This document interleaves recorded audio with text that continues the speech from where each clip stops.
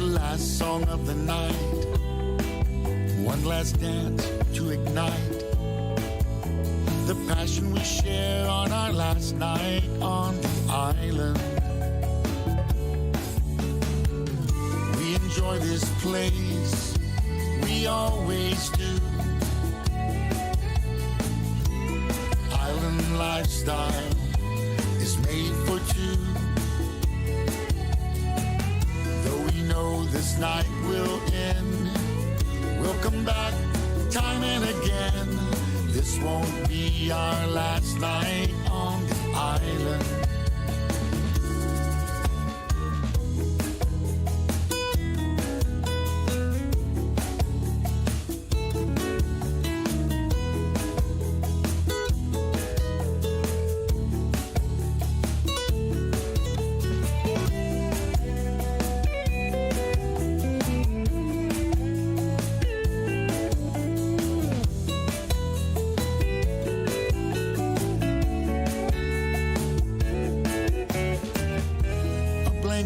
Under the stars, no one here, the beach is ours.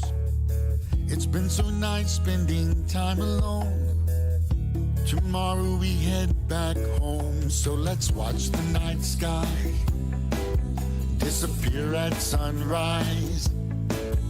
We will make this last our last night on the island. We enjoy this. And now, coming to you live from the Chocolate Bar Studios, Tropical Country with B-Dawg and Lou.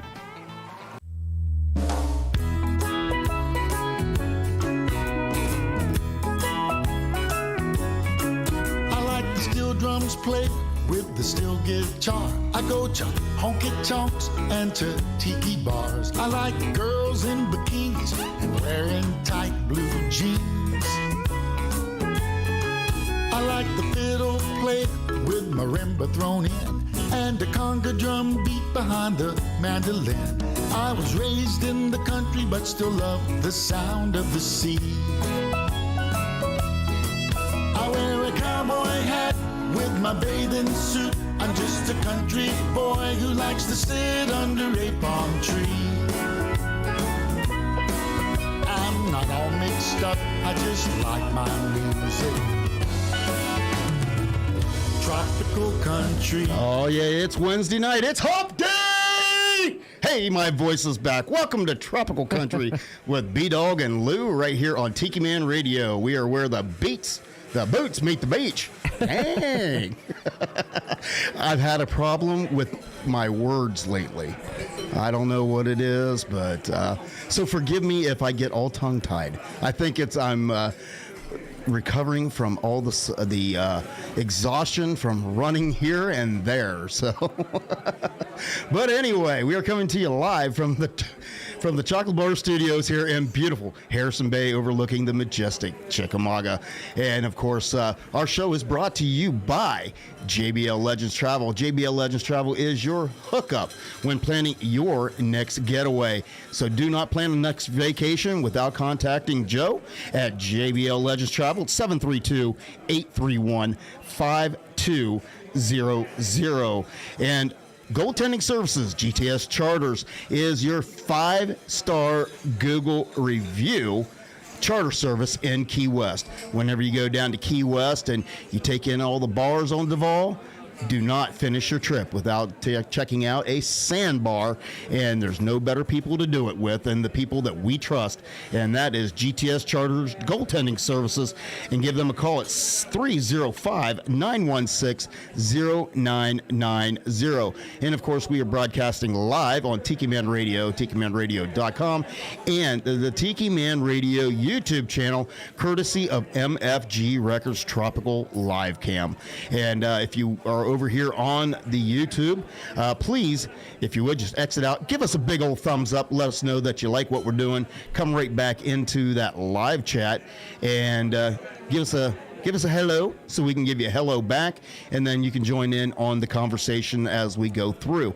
And be sure to share as well, so that everybody can join in. The more the merrier to the party. Yes, of course, my partner in crime, Laura Lou, is here. Hey, everybody. How are you doing? I'm doing great. I am hot and not in a good way. Yeah, you're telling me.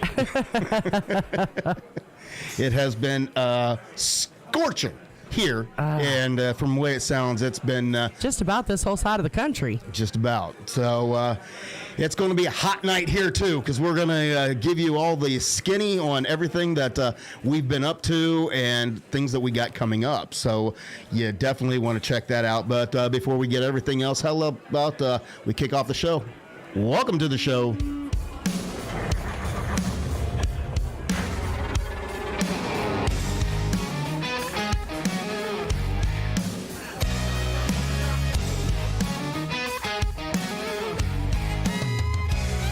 There's a party going on around town. It's one rowdy cowboy throwdown here in H-Town, where we're stronger than a hurricane.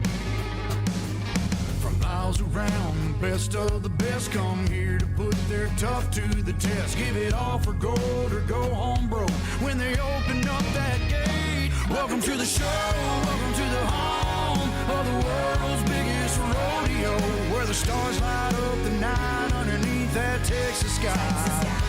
Welcome to the show, are you ready for a ride? Yeah, you better buckle up and hold on tight, where the Bayou City streets meet the country roads. Welcome to the show. It's a Houston tradition, 4-H, FFA, and Go Texan. And you can bet, son, it's gonna be around a long, long time. When these riders and ropers give it their best, we'll show them how loud the hometown crowd can get. 'Cause tonight, y'all, we all got a little bit of cowboy deep inside. Welcome to the show, welcome to the home of the world's biggest rodeo, where the stars light up the night underneath that Texas sky. Welcome to the show, are you ready for a ride? Yeah, you better buckle up and hold on tight, where the Bayou City streets meet the country roads. Welcome to the show.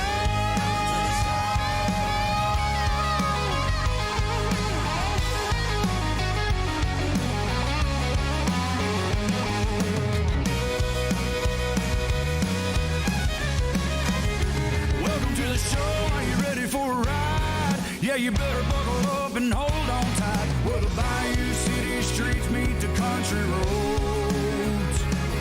Where the Bayou City streets meet these country roads. Welcome to the show. Welcome to the show.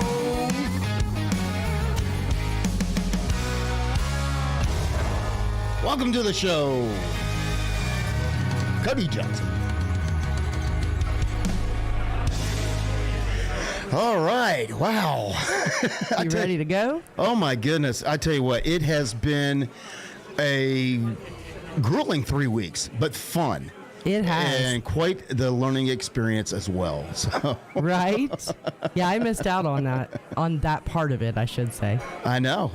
So because we're finally completed the end stages of the graduation phase. Yes, The party- thank goodness. The party is complete. It is. Graduation time is over. Graduation party is done. Kids had a ball, and we did too. It was really nice. We had family coming down from Ohio, and got to see little baby Grayson, and who's not so little anymore. He's No. 5 months now, and he is on the move. I know. I had to get him a walker so he likes to stand up now. Uh-huh. And so, he was standing on my fat rolls and standing on my legs. So I went and got him a walker so he could stand up in there. He didn't go anywhere, but he was having fun standing up playing with all the toys on the tray. So, but yeah, so we got to see them and JT, Rachel. Yeah. Grayson has turned into a little man child. Oh my gosh. I have yeah. never seen a baby with a deep voice. Deep, raspy voice. Yeah, because you're like, you gave him a laugh and he's like, He and it's does. like, oh my God, that's kind of freaky coming out of a baby. Rachel's like, he sounds like you, Mom. I know. And he was like that when he was born. I was on the phone when he came out, and I was like, is that him? But yeah, he never did have the cute little baby cry. Yeah. No, he's got a deep, raspy voice at 5 months old. I know. He's going to be a bass, I think, in the choir. Probably. Hey, I want to give some shout outs Yes, to please do. Johnny B and Ginger. Say aloha. Aloha. Nice to see you guys tonight. And Rick the Stick is out there. Hey, Rick, that'd be Rick the Stick from Rick's Hometown Licks, right here on Tiki Man Radio every Sunday night from 6 to 8. You definitely don't want to miss that. No, and we need to get better about posting on our page for these guys. I am so sorry. But we're going to start scheduling our posts so we don't miss that kind of stuff. Yeah, the Tiki Man actually taught us how to go in. You realize you can just, do all these posts and then schedule when you want them to go out. We're like, okay. He is the master of social media. He is. We're slowly learning because, between all the running around we've done and we've been slipping. And we're still working. Because she still works her full-time job, and even though I have a job where I was supposed to have summers off, my wife talked me into working over the summer, so that kind of only for 3 weeks. 3 weeks of my summer vacation I gave up. You did, but it's going to be so nice whenever the paycheck comes in. For you, I never see it. And I also want to give a shout out to Miss Sandy Wilson. She's out there. Hey, Sandy. And Miss Beth Travers, the rock star herself. Rockstar Beth Travers, MFG Records. And, of course, we got to say hello to Dave as well, Dave Signs. They were nearby earlier today, and I was trying to get them to come crash the show, and then I remembered Heather's not feeling good, and so we'll do it again soon. Not the best time for company. Nope. That's why we come in, we sneak in the studio and sneak out. That's right. So hopefully she's getting some rest upstairs. I hope so. Yeah. And then JT is out there. Hey, I'm JT. sure with little Grayson and Giraffe. Of course, JT got to experience CMA Fest with me this weekend. Yes. JT is a semi-professional videographer. He goes around to all the dirt track races and does videos, dirt track races, and driver interviews and things like that. So took him along with me to video CMA Fest, and wow. That's all I got to say about that. We did a big hello from CMA Fest that Tiki Man played on the radio show on Sunday. Yeah. And I said I was going to post more, maybe some pop-up videos along the way. Well, here's what happened with that. What happened was why you didn't get more videos was whenever that you get a large amount of people in a small place, all using their cell phones. Yeah. It makes it a little harder for your phone to find a signal, and your battery just sucks it dry. And before I knew it, I'm like, yeah, my phone was dead. Yeah. So I didn't get to do any more pop-up videos on the social media. I apologize for that. Next time I'm going to have to bring like a solar charger or something. That's what I was thinking. Because, it literally... my phone's never ran dead so fast, and that's the only explanation I have. Yeah. Is that there was just so many people in one place on their cell phones. It was harder to get a signal. We've got a video coming. I'm working on editing it. I'm going through all of the, CMA has all these guidelines and all these different rules, and we got to make sure that we adhere to their rules. Yes. Yeah. So we need to make sure we adhere to all of that, and so.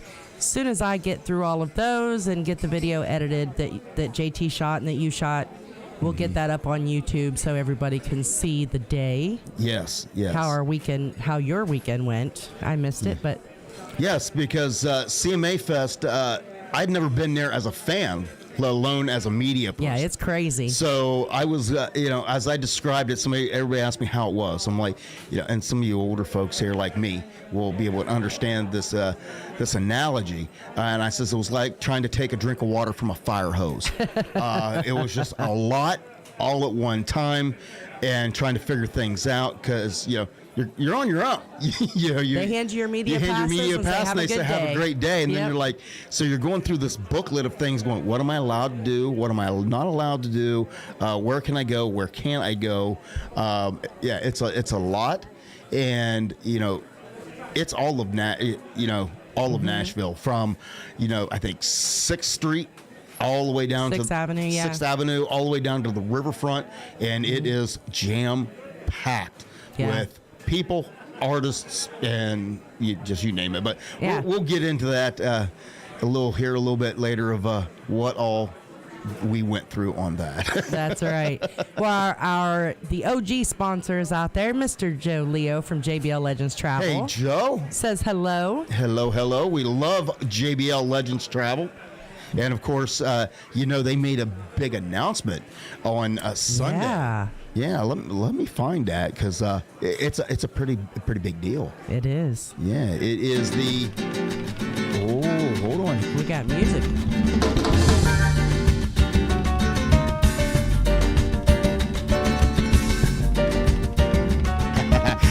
It's the Tiki Man Radio Second Escape to Paradise, May 2nd through May 6th, 2023, in the Rio Palace Costa.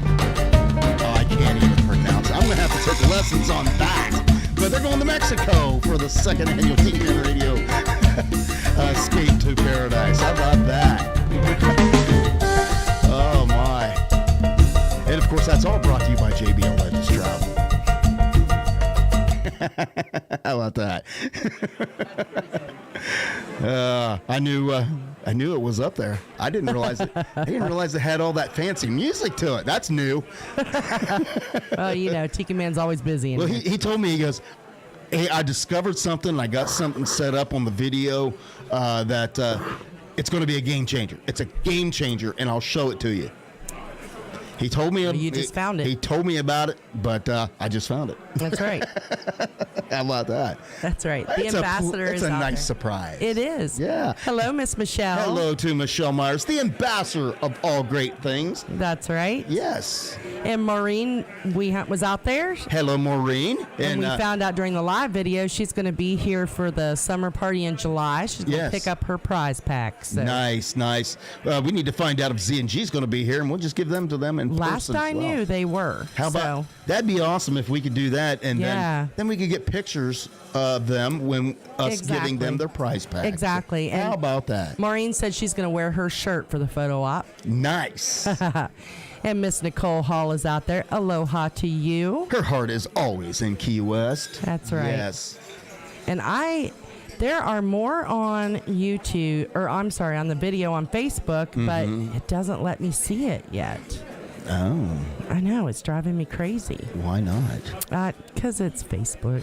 Yeah, because you'll have to. You're going to have to look at the video, the Tiki Man Radio page, our page. There's multiple pages where that video is at. So you're going to have to check all of those. That's right. Hey, so Joe is giving us, Joe and Rick both. Okay. It is Mujeres. Or Mujeres. Well, depends on which one you listen to. Well, if anything, I'm going to have to take some language lessons because, I'll tell you, and if you heard it on the radio, I did a promo for an upcoming event that we are going to be doing. Let me get the banner up here. I am super excited about doing this. Let me get down here. Of course, I did a promo for the Lake Fest at Percy Priest Lake. And it is Sun Life Marina, Elm Hill in Nashville, July 16th. And music begins at 10 a.m. And the artists that are supposed to be there are Mike Nash, Kirsty Krause, Tim Sharon, Steve Hopper, Aubrey Wallet, Katrina Burgoyne, Ray Boone, MFG Records, Beth Travers, Dave Sines, and Bang Bang Shrimp. And if you heard the fact that the radio promo that I did for that, I sat in here, it was well over an hour because I'm how can I say? Yeah. I'm a perfectionist. Oh, Lord. I listened to that thing probably 50 times, and Danny came in here. He listened, and we both missed my mispronunciations. And I That's wanted. the beauty of technology, though. You can just fix it. It was just one of those nights. I guess it had been a long day. Yeah. I was outside, it was like 105, and I think half my brain cells, the part that controls my tongue, were not working, and I was just mispronouncing everything. So we will be going back in here immediately after the show, and we will be correcting my language errors, or I guess pronunciation errors. So. Well, pronunciation error, Miss Beth Travers said it's Mujeres. Mujeres. Okay. Mujeres. And Eric and Joe both said that was the best. So okay. That's the close one. All right, because, I am guilty of a lot of times, I will put it in Google and ask Google, how do you pronounce this? I know. But the problem is she mispronounced stuff all the time. It's kind of like... so it doesn't help. Kind of like, who is it on the Apple thing? Siri and the GPS voices always mispronounce They stuff. mispronounce stuff all the time. Yeah, so. a little bit. That's right. Anybody else we should be saying hello to? Well, there is, but I still can't get to it. So, I'm sorry. I'll keep trying. I will keep trying. Hey, I was looking over here at Pablo's Last Resort. Yeah. The banner over there. Mm-hmm. And it made me think our friend Shawn McCarthy just played there. Yeah. Was it this morning or last night? I'm not sure.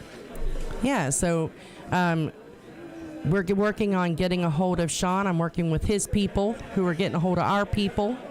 Yes. And we're going to hopefully get him Have in Shawn studio. McCarthy from Shawn McCarthy Band in here. Yeah. Yes, yeah. of course. The Coastal Country guy. Yeah, we found out when we got to meet him. It was at the Songwriter Festival in Helen, Georgia. Yeah. That was our first Songwriter Festival that we took off on a road trip on our own to go to, and we ran into Shawn, and I knew him from his music because I'd been playing his music. Loved it, and so we got to make his acquaintance there, and got to learn some interesting facts about him. Yeah, that he takes credit that he coined the phrase coastal country. So of course that is how he describes his music. Coastal country. So when we told him about the tropical country, he's like, I'm in. Let's do it. So we've just been trying to get schedules to align so that we can get him in here in studio to do an artist spotlight. He's down in I believe in the Panhandle down there, and yes. He's going to be making a trip up to Nashville to record his new album. So nice.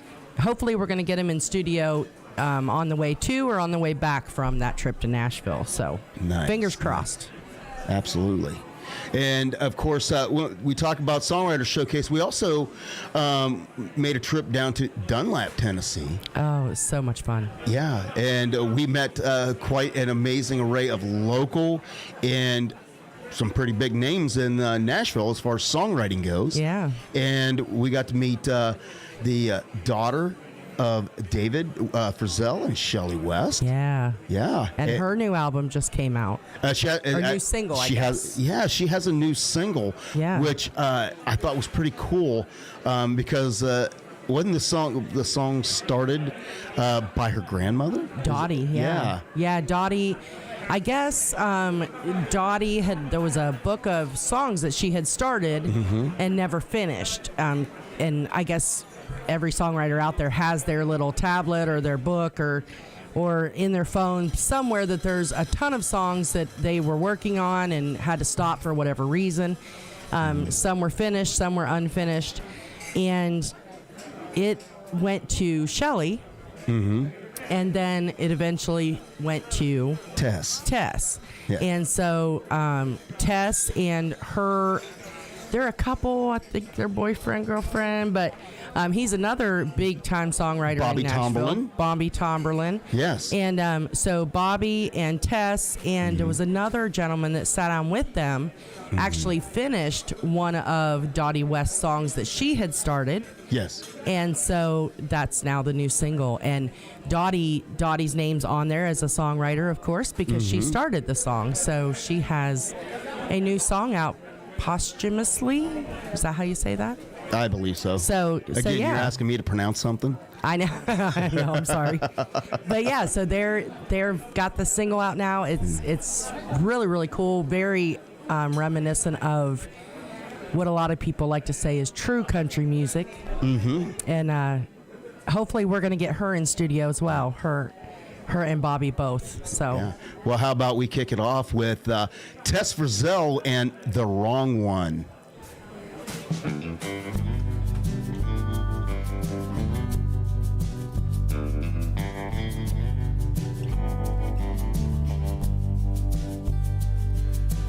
It's not easy to smile when you've been crying and pretend like everything's okay when inside you're dying. It's so hard to feel loved when you're lonesome. Things will never feel right when you're with the wrong one. Time hasn't done a single thing to make us better. Just steals away all of the dreams of a love that really matters. We're both gonna come up short in the long run, but things will never feel right when you're with the wrong one. The wrong one will bring you down, stand in the way of a good thing coming around. And you can't let the right one in, tied to someone on the losing end. Sooner or later it's all gonna come unwound. I've been one of them hell-bent on staying. You know everybody knows one, but things will never feel right when you're with the wrong one. I've been one of them hell-bent on staying. You know everybody knows one. Things will never feel right when you're with the wrong one.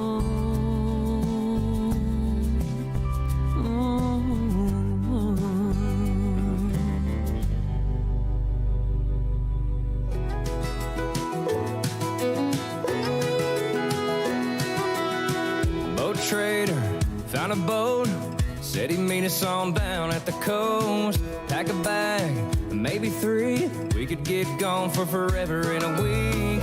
Get my captain's hat, throw a dart at the map, no looking back. There's a highway out there on the water.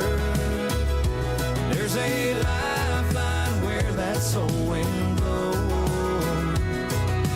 We can take the fast lane, we can take it slow. Go with the flow, baby, make our own road. There's a highway out there on the water, and I'm ready to go.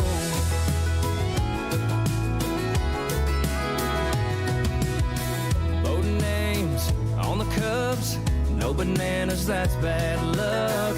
Jumping them fish out the back, I could get used to that. There's a highway out there on the water. There's a lifeline where that soul wind blows. We can take the fast lane, we can take it slow. Go with the flow, baby, make our own road. There's a highway out there on the water, and I'm ready to go. Floated on down the road to that highway on the water, way out yonder. Ooh, girl, ain't it wide open? Little glass top, saltwater soaking. If I had it my way, we'd be riding all day on that highway out there on the water.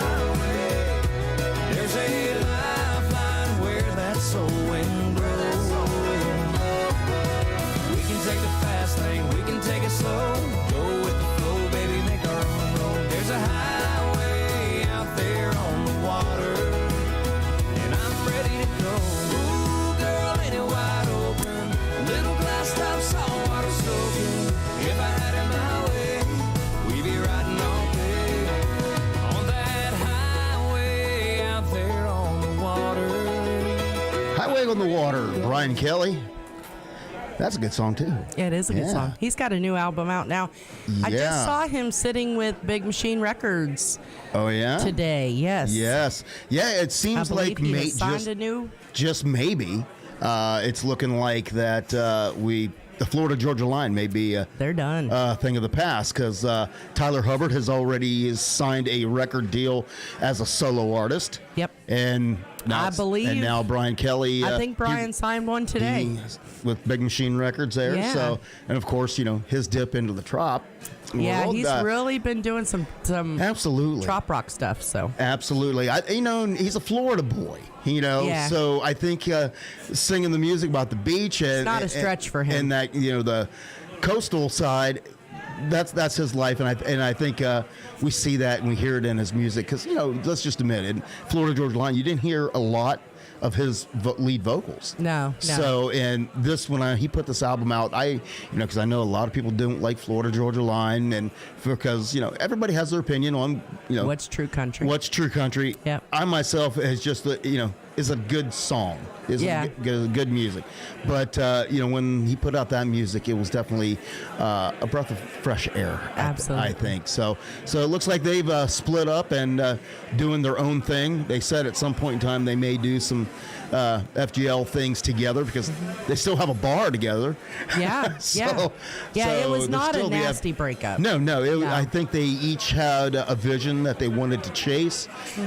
So I guess this is going to And give that them happens a lot with Yeah. duets. Yeah. Yeah, so, who says you can't still do things together and do things apart? That's right. Every great relationship, you got to have the time to yourself. So. Exactly. So I think that's maybe what they're doing. I mean, look, Brooks and Dunn took a break, and now look at them. They're back. Oh, yeah. So yeah. it happens. So, that song with Tess Frizzell, that's definitely takes you back here to what Takes you back a few decades. like that 70s, early 80s country, doesn't it? Yeah, it really So, does. I know it kind of sounds like a downer, but in the song, but kind of slow. But that's that traditional country sound that you'd expect. That's back to the crying in your beer country. Yeah, That's yep. what I like to call it. That phase, and believe it or not, there was a day when just as people complained about Florida Georgia Line these days, there was people. They said Donnie West wasn't country Yeah, too. there was a lot of people Yeah. that didn't think that was country because they thought it was pop country then. Yep. So it just seems like a cycle that goes through. It does. Through the decades, I guess. And now I But, catch yeah. myself sounding like our parents when I watch the award shows and stuff. I'm like, that is not even close to country. Oh my gosh. And I remember my Oh, my parents when like Garth Brooks came out, and now my daddy Yeah. loved Alan Jackson Oh, of course. because he was more traditional. But those folks that were out before that, I remember them griping about them all the time that wasn't real country. Because if it wasn't Dolly or Kitty Wells or let me think. Johnny Cash, some of his stuff. I'm trying to think of the other one. I don't know, but they like that era of country, and I grew up hating it and then falling in love with it later in life. yeah. Nicole, aloha. Glad to see you tonight. Aloha. Yes. Yeah, Eric, not unlike Simon and Garfunkel. They did the same thing. Yeah. Yeah. Right. Waylon and Willie, exactly. Yeah. Yep. And at one point, they were called Not Country. So, just goes to show. Speaking of not country, being told you're not country. So I saw finally the video. Do you remember when we were in Key West and Billy Dean and Paul Overstreet were down there? We got to do the interview with Billy Dean. Yes. The video, they were actually filming a video. We watched part of it. Yes. They were filming it outside the theater there. That video has finally come out, and it's out now on CMT. And Billy gave us a little preview title of the song during the interview that we did with him. Yeah. How did you've been looking over here at my computer? No, why? No, go ahead. I'm psychic that way. Uh-huh. But yeah, so the song is called "The Rest of It's Mine," and it was really cool. We were inside the theater, the Golden Girl and I, which she's out there tonight. Yes. Hello, Golden Girl. But we were inside watching from outside the window, and Yes. Billy was walking up and down the street and doing his filming. And we have to thank Tom and Coley for making that happen. yeah, Tom and Coley were Yes. definitely instrumental in making that interview happen. So thank you to you guys. Yes. We got to talk with Paul, Yeah. and we got to talk with Billy, and obviously we did Really that cool interview. guys. Yeah. Yep, and we spoke to them about maybe getting them on the show once this came out. Yeah, so I'm working on it. The messages are out. Our people have sent their people the request and said, "Hey, remember us." So hopefully we didn't scare them off the first time, and they'll be more willing to do it. I'm pretty sure. I'm confident that you still got Tiki Man still laid down a bet to you. So yeah, I'm still working on that one too. I need to follow up on that one. There is one interview that if I get them on here, he's gonna kill me for saying this. So Tiki Man was drinking one night. Shocker, I know, but we were drinking one night, and Tiki Man said there was one guy that if I got him on here, Junior Brown, that he would kneel at my feet on video. So I got to try to make it happen. But and she made him text it to her so that he wouldn't forget. So she had written record that he actually said it. Because did. The Tiki Man loves a show called Better Call Saul. He loves that show, and Junior Brown sings that song "Better Call Saul." So, I didn't know that connection. That is why he would. And of course, I just know it's something about the hat. And of course, I have played Junior Brown on this show. Yes, because he also did the song "I'm the Highway Patrol."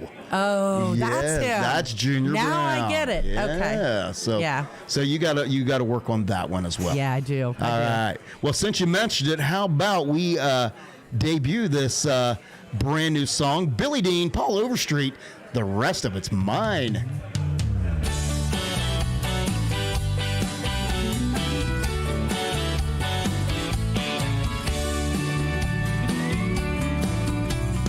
Man, I worked all of my damn life, raising my kids, pleasing my wife. I paid off all my loans and I sold a big house. Got a new little casa way down south. Not sure how much I got left of time. Hey, but whatever I got, the rest of it's mine. The rest of it's mine, the rest of it's mine. Gonna ride it out here where the sun always shines, while there's still a piece left of that American pie. Already bought the boat, already signed the note, gave away my mittens and the big furry coat. Only so many ticks on the clock before we're all out of time. I'm taking it day by day, 'cause the rest of it's mine.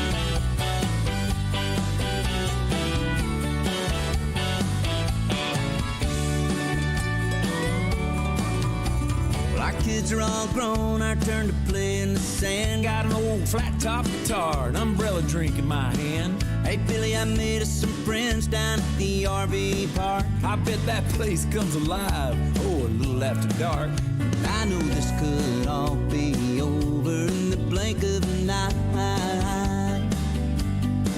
Ah, but c'est la vie, the rest of it's mine. The rest of it's mine, the rest of it's mine. Gonna ride it out here where the sun always shines, while there's still a piece left of that American pie. Already bought the boat, already signed the note, gave away my mittens and the big furry coat. Only so many ticks on the clock before we're all out of time. Now I'm taking it day by day, 'cause the rest of it's mine. Hey, Beth in my step, yeah, I still got plenty. Yeah, I still got a smile for the girls in bikinis. Oh, the rest of it's mine, the rest of it's mine. Gonna ride it out here where the sun always shines, while there's still a piece left of that American pie. Already bought the boat, already signed the note, gave away my mittens and that big furry coat. Only so many ticks on the clock before we're all out of time. I'm taking it day by day, cause the rest of it's mine. Always a handout, waiting on my dollars and dimes. I got news for 'em all, the rest of it's mine. Ain't that right, Paul? I'd say so, Billy. It's about time. Hey, hand me that guitar. I think I got a song out here. The rest of it's mine. Billy Dean and Paul Overstreet. You know, I have kind of adopted that as my new theme song. That's right, because our kid, she ain't out of the house, but she's an adult, so our time, the rest of it is ours. So, That's right. Yes. And I have spent a long time taking care of everybody else. So, yeah, it's our turn. Yeah. It's kind of funny, though, now that she's all grown and, still living at home, but getting ready to go to college. I've seen a transfer of power almost, where all of a sudden it feels like we're living with her. Have you caught that? It's kind of like we're all roommates. We just... Yeah, it's like, we're not the parents anymore. We're just, cohabitating. Yeah. I know. Well, then it got worse because when Rachel was down, she was like, Mom, shut the door. You're letting the air conditioning out. And Alicia's like, Mom, can you switch over the laundry? Because I have laundry I need to put in. I need your clothes out of the washer. Yeah, so between the two of them, are you going to shower today? Are you going to... Yeah. When did we become the kids? When did the transfer of power happen? I don't know. I'd like to know. It happened for me about, 15 years ago or so, but not really, but yeah. Yeah, Rick, you're right. That's okay. Billy is huge, physically and, He's I think Claudia would say, he is a tall drink of water. Yeah. And of course, Golden Girl loves Billy Dean. Yeah. And of course... He got a kick out of when she went with us to that the fact that she still had an old school Billy Dean concert T-shirt. Yeah, he signed it for her, too. And he signed it for her. He was like, oh, my God, those still exist. Yep. Yeah, he got a big kick out of it. He had his people taking some pictures of them, so yeah, that was cool. Yeah, his people had never, a lot of his people had not ever seen those shirts. No, because they were a bunch of young guys. Yeah, they were youngsters whenever he was big in the 90s. But it is kind of cool to see 90s country going coastal and making a reemergence back in to they're doing this lifestyle and 90s country tour. Yes, Brian White. Yeah. Who I else love is on him. that? Billy Dean, Brian White, and I'll have to look it up. I can't remember off the top of my head. See, I'd put you on the spot. I know. Golden Girl said he has legs for days. You are right about that. And Beth Travers. Listen, Beth, I really need to live you and Dave's life. I'm just saying. She said she loves Billy Dean. She got to play behind him on Broadway when he was walking around sitting in with different bands. Nice. I really need to live Beth and Dave's life. Do you need a personal assistant or anybody to travel with you? We are your people. He's a certified armed security guy. He can be your security. I'll be your personal assistant. I tried that with Darby, and I'm like, I'm certified. I'm armed security, and he's like, yes, so am I. What's your point? I know. I'm like, that didn't work out well, did it? Well, when the artist has his own personal security, when he has his own security business, he doesn't really need a security guard. That just led me to, you hiring? Right. Eric, Mike Reed. Wait, banjo player Mike Reed? Mm-hmm. Eric Smith wants to know, do we know Mike Reed? I'm going to say... There is a banjo player, Mike Reed, I believe. I do not know Mike Reed, but I think I'm going to have to learn, huh? I think so. All right. I think so. Okay. Hey, Uncle Alex. Uncle Alex is out there. Yeah, Uncle Alex is out there in the chocolate bar. Let me pop him up on the screen over there. So... everybody can see him. He's smiling. Hey, Rick mentioned my new hairdo. I love it. Oh, Lord. I love it. Okay, so I love it. everybody, we were talking a few weeks ago about the 80s and our senior pictures and things like that.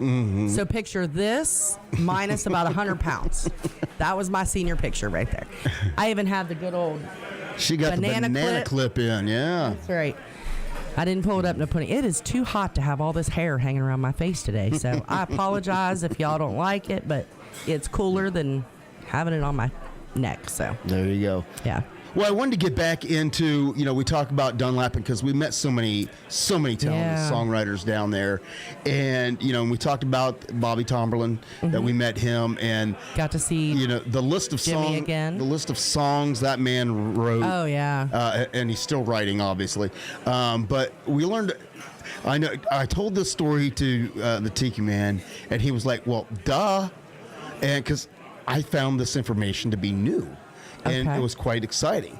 But that, Bobby Tomberlin, he started out as a DJ down in Gulf Yes. Shores. And now I have a new destination I want to Yeah. go to. And also Mark McNamore. Again, my pronunciations are No, off. Mark? I will look it up. So I have to. Mark Naramore. Naramore, that's it. Mark Naramore. Bobby and Mark were both DJs down in the Gulf Yeah. Shore area, which I did not realize that Gulf Shores was a big area for songwriters and recording. Yeah. That was new. That was new to me. Me too. And the fact that both of them had actually they started writing while they were DJing at these two different small radio stations down in Gulf Shores. I thought that was kind of cool that coastal connection. And it was around there. Floribama area too, right? Yeah, I believe I'm not. It was in 100 that strip. Yeah, because I believe Bobby was in Gulf Shores, and I think Mark was outside of Gulf Shores in around that area, and they knew each other through working at the radio station. But then they started writing songs, and look at them now. So Yes. there's hope. There's hope. Problem is I can't write. Well, let me take that back. I can write a story. I can write a story. I can't write a song. I don't know how you can. I think of that talent of I can tell a story, but how do you condense it down in like 3 minutes? Well, I think is the talent, and I don't think Absolutely. I would ever in a million years try it. So Well, you did. I don't know because we did end up talking to what was his name? I'm horrible with names, y'all. I'm so sorry. But we ended up talking to a songwriter there who works with one of the veterans organizations for songwriters. And what he does, it just so happened, he comes to Chattanooga, Tennessee. Steve Dean. Steve Dean. Of course, Steve Dean, he was the co-writer on Rodney Atkins' I've Been Watching You. He had written songs from Alabama and a couple others. Yeah. And so he ended up talking to Brian. Do you remember the name of the veterans organization? Veterans Sings. I believe Veterans it is. Sings. Yes. But him and a buddy of his come into Chattanooga. Well, they were. Now I think they do a lot of it lot of online it's on because of the whole Zoom. COVID thing. Yeah. But they used to come to Chattanooga every week, but they still do the work over Zoom now. And they sit down and talk to the veterans, excuse me, and learn their stories. And then they help the veterans to condense their story into a song. And they help them write a song, and then they all, kind of sing it together and learn the song. And when we were talking to Steve, the coolest thing was we were talking to him, and I mentioned that Brian was a Marine Corps vet and that he was in Desert Storm. And Steve was immediately like, I'm going to get a hold of you. We're going to tell your story. We're going to write your song. And like- Brian just kind of laughed it off. And I was like, yeah, right. This guy is huge. I mean, huge. he was the only songwriter we knew when we looked at his face. was like And it was because we had seen him on award shows. accepting awards on Yeah. the CMAs and the ACMs and stuff. Yeah. And I'm like, he's like, we're gonna get together and we're gonna write. And I'm like, yeah, sure. And then when 12 hours later. And then before we left, he's like, "Here's my phone number. Give me a call." And I haven't done it yet because things have been crazy. But he got our. I may do it. I mean, he got our business card, and he actually ended up emailing. Yes. He emailed us. The organization has reached out to me. Yes. To me. I got invited to attend one of their group songwriting sessions. Yeah. So it's a really cool thing, and we're gonna touch base with them, and I think it's awesome. I'm excited. So you talk about you would never write a song. I don't think that's a never anymore. Well, as I'm going to say, I'm not going to write anything. I'm pretty sure that that's why they provide the talent. Right. You just tell them what you're thinking and let them go to work. So I don't consider that remotely songwriting. Yeah, it is. But okay. So what? Mike Reed is singer-songwriter from the 80s and 90s. Oh, okay. Producer in Nashville for a long time since. Oh, okay. He wrote I Can't Make You Love Me. Oh. I love that song. Bonnie Raitt is the version that I'm familiar with, but I love it. Okay. I was not aware. No, but I guess according to Rick the Stick, it's one of the most covered songs ever. It's been covered over 50 times. That's a lot. That is a lot. That is a lot. Well, when we talked about Bobby Tomblin, like I said, he started out down there in Gulf Shores. And then we got to talk to him about his life. And it's just that kind of thing, of dreams come true. Like I said, he was sitting there writing songs and submitting songs while being a DJ in a small radio station. And then next thing you know, somebody says, "Hey, I want to record your song." Well, the coolest thing was he was talking about when he was like 11 years old. Yes. He was in that studio doing, I don't even remember what he said he was doing, but it wasn't being a DJ. Yeah. And then he said something about wanting to interview people. And so just to appease him, they were like, "All right, kid, you get a hold of," because he said, "I want to interview Johnny Cash." Yes, I do remember He said, that. "Okay, you get a hold of him, you can interview Johnny Cash on the air." He was 11 years old. He said, "I was just Johnny stupid Cash. enough to call him on the phone." And, back then they were a lot more accessible. Yeah. But so he called Johnny Cash on the phone, and Johnny did a spur of the moment interview with him over the Bobby phone. Tomblin. Yep. And that was his first interview, and there's been thousands since, and he's recorded over 100 songs, or had over 100 of his songs recorded by artists. So and he's got a song out. He released it here in 2021, and it pretty much sums up his life. And it was called "I've Lived Country Music." So, he sang this that night. It was really cool. So here you go, Bobby Tomblin, "I've Lived Country Music."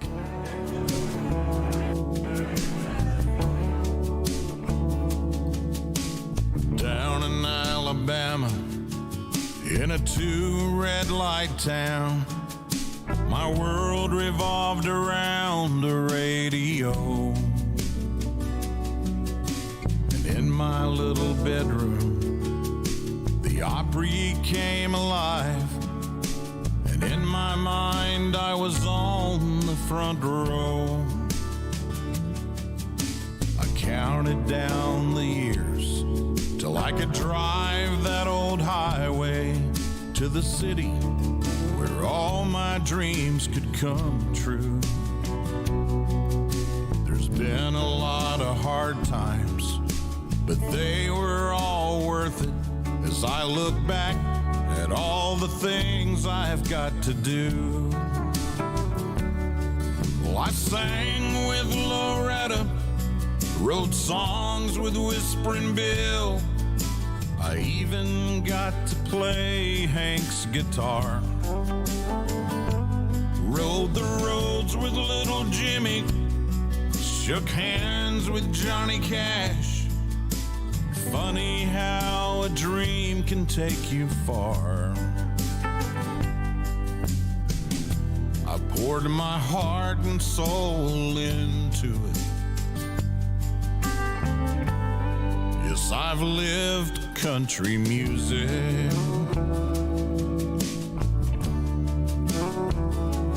I sold groceries to Conway Twitty when I first came to Nashville. that Mel Tillis paid my rent. I got to tell Merle Haggard how much his songs meant to me. I swear his words were heaven sent. I was at the Ryman with Bo Cephas in a small room with Glenn Campbell. He played Galveston and I sang along. Had a smoke with Christopherson. Willie Nelson sang my song. I hung out with old George Jones at his home. I poured my heart and soul into it. Yes, I've lived country music. Ate biscuits and gravy with Porter Wagner. Wrote a song with Bobby Bare. Heard Phil Everly sing Dream in his living room. Was with Eddie Arnold in his last days. I played on the Opry stage, and I could feel the spirit of Hank Williams in that room. I've given my heart and soul to it. Yes, I've lived country music. Yes, I've lived country music. And I've lived country music. Hey y'all, this is B-Dawg And Lou. from Tropical Country right here on Tiki Man Radio. Next time you take a trip down to Key West and you want to get out on the water, we want you to check out our sponsor, Goaltending Services. Goaltending Services is the premier charter service in Key West. They offer a wide range of amenities. Goaltending Services is also a veteran-owned company, and they take care of their veterans and active duty personnel by offering a 25% discount with your veteran or military ID. For more about Goaltending Services, give them a call at 305-916-0990. Or look them up online at goaltendingservices.com. Off the coast on a boat, tribal rock on the radio.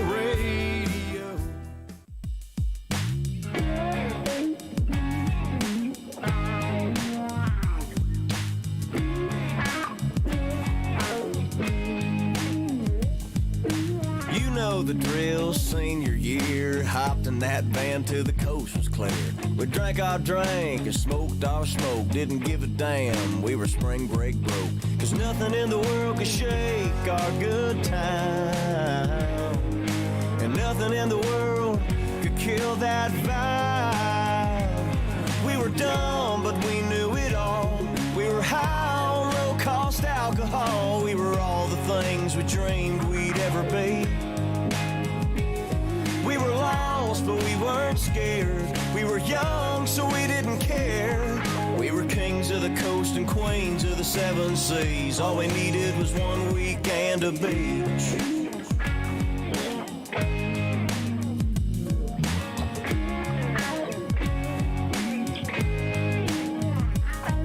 It was who wants to pregame, we had to beer, just make the empties disappear. Who wants a mixer, pitching some cash, hold off the shots till I get back. Now shouldn't these be the best days of our lives?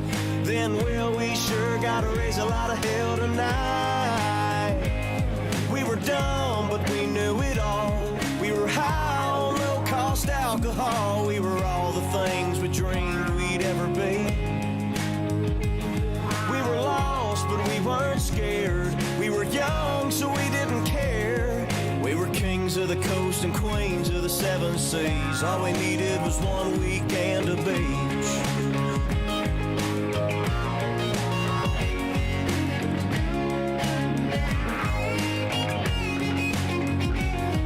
Now shouldn't these be the best days of our lives? Then well, we sure gotta raise a lot of hell tonight. We were dumb, but we knew it all.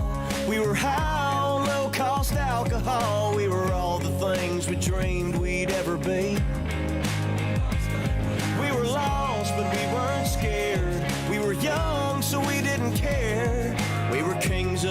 kings and queens of the 7 seas. All we needed was 1 weekend of beach.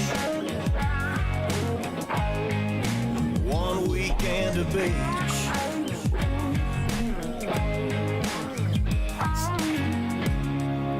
Thomas Mack, 1 weekend of beach. He was making his rounds around Nashville there for CMA Fest, and I love him. I tried to get over there to catch him, and by the time we got over there, his performance was done. So didn't get a chance to get over there because I wanted to get over and wanted to try to get, even though I wasn't supposed to, try to talk to him a little bit and say, hey, here's a card. We want to talk. We would like to get you on the show because yes. I love his night, what Beth. he's doing because he's part of the 615 house over there in Nashville. Those are some talented kids over there. Well, I say kids. They're all in their late 20s, Late early 20s. 30s. Yeah. But it's a whole group of musicians. If y'all watch TikTok, they're all on there. And they just got done. Thomas Mack, Cooper Allen. Oh, yeah, Cooper Allen. That's Uncle Alex's favorite, I think. Yes, and he packed the house over there in Nashville at CMA Fest. He Oh, had my a goodness. show out. It was outside. Yeah. Standing room only. I mean, Yeah. it was their whole tour. He's one of those independent artists that have benefited from social media. And I'll tell you, huge. Cooper Allen, if you have not seen or heard his music, He's about 6'6". he's a tall guy. But let's put it this way. If you're not a fan of Florida Georgia Line, you're probably not going to be a fan of... But he's got some killer He's got some killer songs. and some killer love songs. But he also has those songs out there that are the party where it's kind of borderline rap. And it's... So he has he has some beautiful love songs. Yeah. That he's recorded and put out there. But... They like to. They just have fun. They like to have a good time. Like to have fun. We did catch a little bit of that performance that they had. So that was pretty cool. Yeah. But all right. So CMA Fest. Yeah, the best I can describe it was trying to take a drink of water from a fire hose because it was a lot all at once. A little bit overwhelming because I'd never been to CMA Fest. You just needed me there. I'd never been there as a fan, and then step in to go, okay, I'm going to do this as media coverage. Trying to figure out, what and where and how. It was a lot.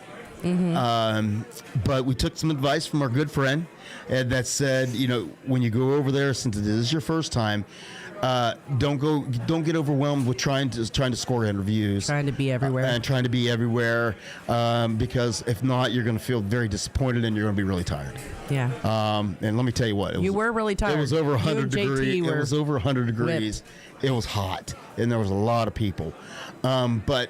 So what we didn't actually force trying to score interviews. Now, we did have a lot of emails of people Yes. requesting interviews, but because we had not been there before, we weren't even really sure how to go about meeting them. Or where, because or how that It worked. was all like by appointment. We weren't allowed to approach an artist unexpected. You had to have appointments with all of them.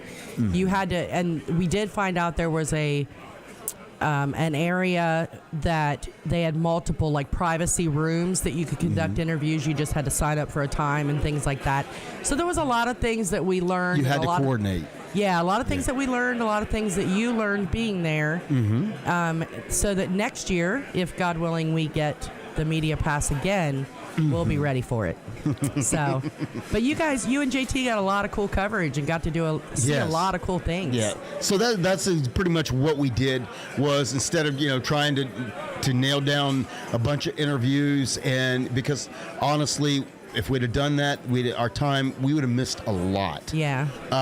So the mission was just to get there, get a feel as to what CMA Fest is, and to see really how the media, how that whole side works. Yeah. So it was really, really cool. I mean, you see, it is kind of awesome though. When you show up and you see all these people lined in to get into a venue, and then you just walk in and flash a little badge. You're like, come on in. And just walking past all these people You through bypassed security. all the security checks, all the lines. That was kind of cool. You felt all important, didn't you? Oh, yeah. And then, of course, the dirty looks from people going, who's these guys think they are? That's right. Read the badge, people. Read the badge. I felt like from Wayne's World. Remember when Wayne and Garth got their backstage passes? They're walking down the hallway going like this with the Showing it to everybody. Going their passes. I kind of felt like that because it was just a really, really cool experience. But we did catch some great performances. Of course, when Laura Lou's setting up, she's trying to set me up an itinerary. And she's Listen, like, okay, I tried. I just stressed him out. Okay, here's what you got to do. You got to be here, and you got to check in here. Now, Luke Bryan's going to be over here, okay? And then you can go over here, and you can do whatever else you want, but don't forget Luke Bryan's over here. Then she busts out the highlighter, and Luke Bryan will be right here. On the map. And I'm like, am I getting to the point that I'm supposed to get some footage of Luke Bryan? And you did. I did. JT recorded some. Luke was up there on stage. They sent me a picture. We checked in at the City Music Center. Yeah. And they had a big venue upstairs on the third floor of there where, they had a lot of different vendors and things like that. Mm-hmm. But they had two stages up there. And one was the close-up stage. Yes. And what the close-up stage was it was just where they come out, they sit, and they do an interview. It was basically like watching a talk show. Yes, they had already pre-assigned interviewers that came out on the stage, and then Luke Bryan came out and he did his interview. And he looked awfully tired. Well, Poor guy. He had said he had traveled. He's probably hungover. I think he traveled from, I want to say like Louisiana, back up after a show to be there to do that. But it was like an hour-long interview that they did with a couple that actually do the Country Weekly podcast on Amazon. So they did that, and then he was able to take a couple questions from fans, and then that was pretty much it. The key is we need to get lots and lots of listeners, lots and lots of social media and YouTube views. Yes. So that we can maybe be eventually someday on the stage. Be on the stage doing an CMA interview. Fest, yeah. So help us out, folks. You have homework. That's right. That's their goal. Within the next 5 years, we want to be doing interviews on the CMA close-ups. That's right. Hey, Tiki Man says you got to have a 5-year plan. That's the 5-year plan. There we go. We're not asking for much. No. But it was kind of cool, though, because I found out that there is a biography. Yeah. I guess, what would you call it? A documentary. Yeah. On Luke Bryan's life. Yeah. Because he's been through a lot. He takes a beating, for the whole bro country thing. Yeah. And I learned a lot, the fact that that's really not how he intended things to be. No. Because we ended up, after I found out about this documentary, I came home, and it's literally And they showed a trailer for it. They showed a trailer for it, and I'm like, that's interesting, because it's a kind of a side that you don't see, the public don't see. Yeah. So it was like, okay. Because he's known as the goofy, fun-loving, drinking a beer, having a great time on stage. Yeah. But he really has another softer side of him And that people you want to don't talk see. about tragedy? Oh, yeah. Has been through tons and tons of tragedy. Yeah. So when they played that trailer, I'm like, ooh, I got to watch that. So we came home. It's on Amazon. It's free. You don't have to buy it, and it's literally a 5-episode documentary on how I built my dirt road diary. Yep. And one of his band members is also a videographer and has been recording footage. footage for years. And they also had some home video footage. Home footage. Like his own, stuff his parents had recorded and his family had recorded. Interviews with his mom, his dad, his... one of his old teachers. His brother, his brother-in-law, all before they died. Yes. Of course, that is the tragedy that he's lost. He's lost a brother, sister, and a brother-in-law. And a brother-in-law. And he's actually his sister's kids. Yeah. Him and his wife took them in. And, they've adopted them and now, I believe. are raising them as their own. It was a lot of tragedy, but Yeah. it was kind of cool though. You go back to the old days when Luke Bryan's getting started, and he actually idolized George Strait. Yep. He loved Garth George Brooks. Strait, and Garth Brooks was the other one. to see him on stage wearing a Western shirt and a cowboy hat, Yeah. and that's how he started.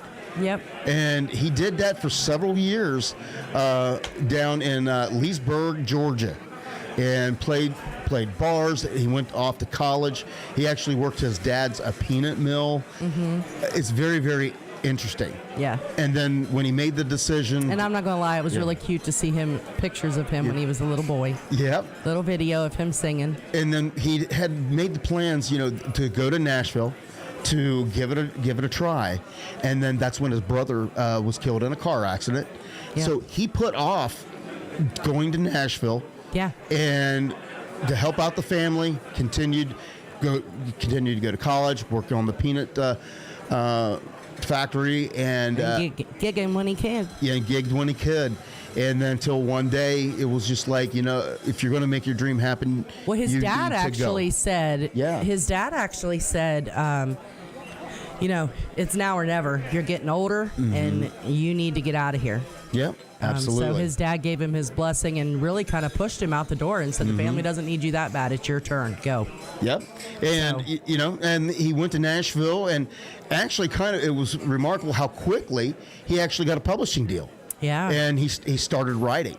And this lady, I forget her name, but what she did, she worked for the publishing company, and what she did was when she would take writers' songs, and she was like a song pusher.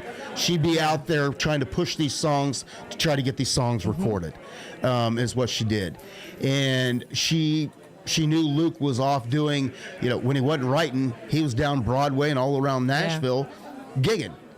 And she finally, she caught a show and was like, wow. And of course, he was still doing some of the old stuff. He dropped the cowboy hat, went to the baseball cap, and she got permission from the publishing company. She says, I'd like to take him just to see what I can do with him, if I can just try to promote him a little bit. And they said, yeah, go ahead. Well, she ended up, she is now his manager and has been his manager from the beginning. Yep. And it's amazing, though, when you look at since he's been out, when you thought, his success, all the songs that he's had out, you didn't realize actually how his career was actually teetering and how he was on a thread with the label. Yeah. Because he came out and immediately had success with his first release, and then the second one Not so much. Released in his second album, he wanted to be more country. The songs just didn't hit. They got recognized. Don't get me wrong, they got on the charts, but they weren't hitting where the label felt they should be, and they thought, you need to do something different. And it really wasn't until he wrote Country Girl that his Country Girl kind of launched him. But that's also that was a blessing and a curse at the same time. Yeah. Because that's truly when his career really skyrocketed. Yeah. But at the same time, that's when he got the label with that bro country thing, and he really does view that as a derogatory comment. He hates that. Yeah. So because he did some songs after that. Yeah. He kind of did 2 or 3. All My Friends Say, and that was actually his very first. Yeah, so he, and a lot of the songwriters that he had worked with and the independent artists that he had worked with started calling him a sellout because he went with the whole party thing, and he started feeling like, I'm not being taken seriously anymore as a songwriter or as an artist because I'm getting pigeonholed into this bro country, and that's whenever he actually started writing and singing. Yeah. Well, when a little bit different. he took a break, he took a big jump when he wrote the song. It was kind of dedicated to his brother Yes. and his sister. Drink a Beer. Drink a Beer. And again, because he'd released ballads Yeah. before that. I Do, or Do I? Excuse me, Do I. And people kind of forgot that, and because they weren't big commercial successes, really. Yeah. And so he's making his way back, and like I said, he hates the bro country thing, but he's still having fun. Yes. Don't take that you're not going to still have fun songs from him, but he's working his way back to try to get back to where he started. Yeah. Was getting some of the more traditional sounding And country songs, because that's truly where he started. Yeah, a lot of artists do that. I know Toby Keith was one of them. Blake Shelton in the beginning did the same thing. There was a lot, whenever you sign a record deal. Now, it's changing a little bit now because artists don't need the record label as much. They don't have as much control. Yeah, but, there was a good 20, 30 years there where if you signed a record deal, they owned you. And I mean, you dyed your hair what color they told you to, you dressed however they told you to, you talked how they told you to, you sung what they told you to sing, and you released the singles that they told you to release. And so they really didn't have any control over any of that. And then once they get big and they hit a certain point where they have the power again, Tim McGraw was the same way. Toby Keith, when he left his record label, that's whenever he came out with How Do You Like Me Now? Right. Because he had done everything that they forced him to do up to that point, which it worked. It made him a star, but it wasn't what he wanted. And Luke has been the same way. So it's cool to see him now in that power, where he's got the power to do what he really wants to do. Yeah, because I didn't realize, like I said, all the success, all my friends say, and all the songs that he had when he first came out, I thought they did pretty good. Yeah, I did too. I guess for a record label, his second single, We Drive Trucks. Yeah, and that didn't do as well. And that was actually goes to it was toward his brother. Yeah. Because him and his brother, after his brother died, he drove his brother's truck around for a while, which I thought was kind of funny that Lee Brice has that song. Yeah. But he literally did, and of course, so he talked about that, and it fizzled at 35. Yeah. And the label considered that song a failure at 35. So, and I guess because All My Friends Say was such a hit right out of the box. That happens a lot. The sophomore single. That second single just fell flat. So, which incidentally, I did not realize until after watching that video that video of We Drive Trucks. Also, you get to see the hit of another future country music superstar. Who? Cole Swindell. Cole Swindell is actually in that music video. Well, he was Luke's T-shirt guy, his merchandise guy. It was kind of funny because the story is how Luke and him met. Because Luke went to Georgia Southern. Is where he went to college. Well, he was going back there and gigging. Well, Cole Swindell was a student going to Georgia Southern, and as Luke said, he just started pestering the living heck out of him. Just every time he was there, he was there. He was there. He was there. Always coming up to us, asking tons of questions, wanting to know this, do this, this, or that. So they kind of built a friendship out of just. As he said, been there, done that. He says, Cole bugging the living hell out of me. And then he says that one day, he says, Cole came to him and said, I'm thinking about trying to make the move to Nashville. And he goes, you got any advice? And he's like, but I'm still trying to make it in Nashville. But, he had gotten his deal. So he had called his manager and said, hey, there's this guy, his name's Cole Swindell. He's a student down there at Georgia Southern. He's wanting to make the move up to Nashville, to try to make it, make his way. He's a good kid. Is there anything that we can do to try to help him out? That is awesome. So they gave him a job working the merch tent. So for several years, Cole Swindell sold Luke Yeah. Bryan T-shirts. Yeah. And then, next thing you know, Cole's riding the bus with Luke. Yeah. And next thing you know, they start songwriting together.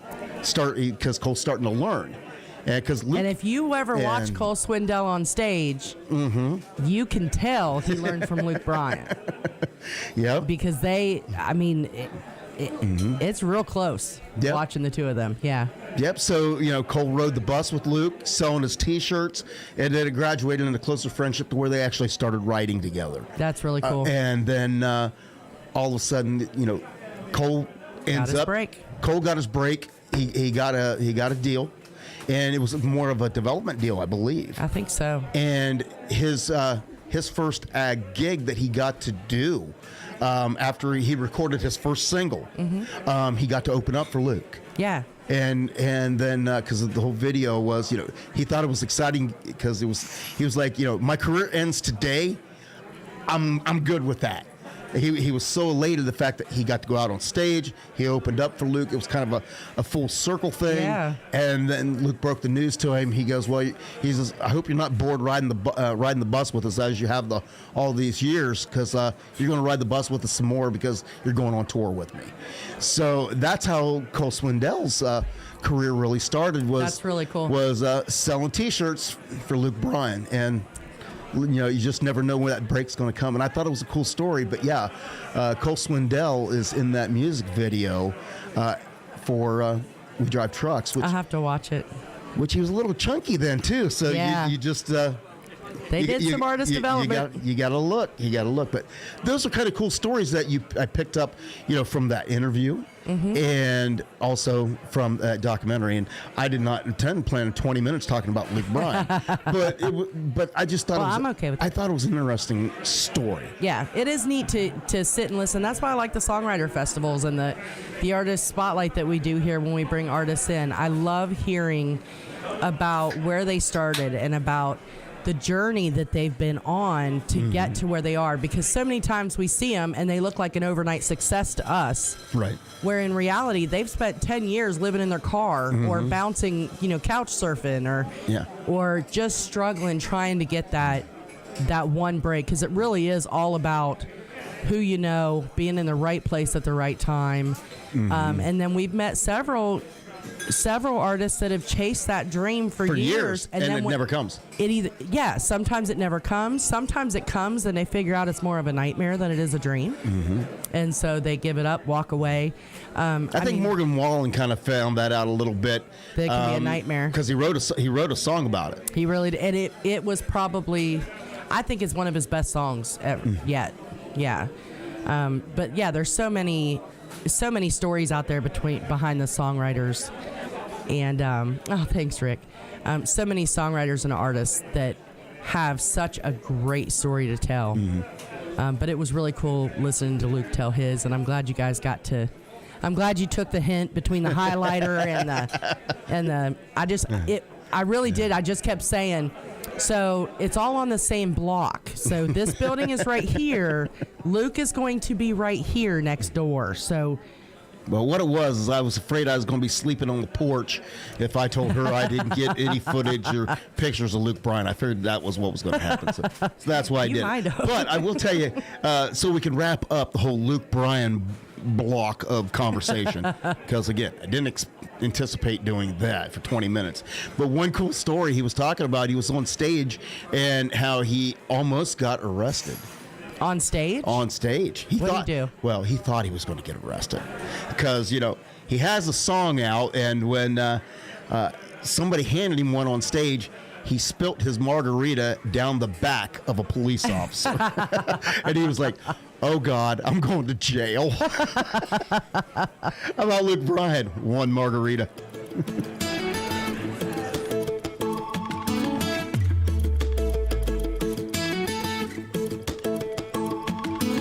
Everybody here ain't from here, but we're here doing our thing. Letting go a little by little, sipping on a frozen drink. Tiki bars taking, pouring all week, and clouds ain't leaking no rain. Two pieces shaking, white caps breaking, we ain't feeling no pain. It goes like one margarita 2 margarita, 3 margarita shot. Don't worry about tomorrow, leave all your sorrow out here on the floating dock. When that sun lays down, we'll be on our way. One more barefoot round, one more last chance to say, hey senorita, don't you think we need a salt and a buffet song? 1 margarita, 2 margarita, 3 margarita, we'll be gone. Ice blue sky, shades on the ice to tuck the bloodshot away. Hair of the dog shouldn't take long, but who cares, we got all day. Palm trees are leaning, sunburned screaming, but we'll all be alright. After 1 margarita, 2 margarita, 3 margarita shot. Don't worry about tomorrow, leave all your sorrow out here on the floating dock. When that sun lays down, we'll be on our way. One more barefoot round, one more last chance to say, hey senorita, don't you think we need a salt and a Marley song? 1 margarita, 2 margarita, 3 margarita, we'll be gone. We'll be gone.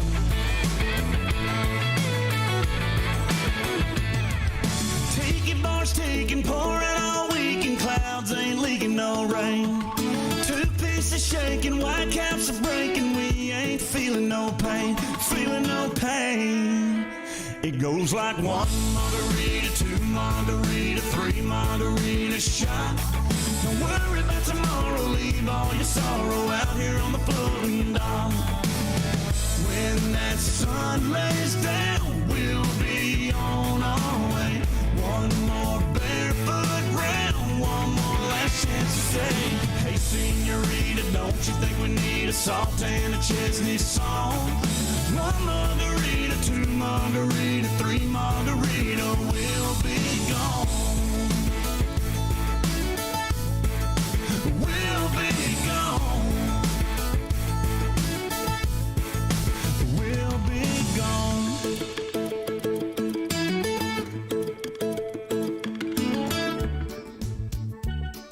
Hey y'all, this is B-Dawg And Lou. from Tropical Country, B-Dawg and Lou, here to tell you about our sponsor, JBL Legends Travel.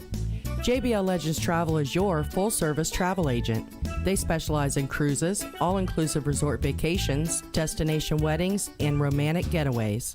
They're dedicated to offering you the best prices and advice, all while maintaining an emphasis on customer service. So don't hesitate to contact them so they can start planning your next travel adventure. You can contact them at 732-831-5200 or check them out online at jbltravelgroup.net. Mom needs rest. We need a vacation. Daddy's stressed. We need a vacation.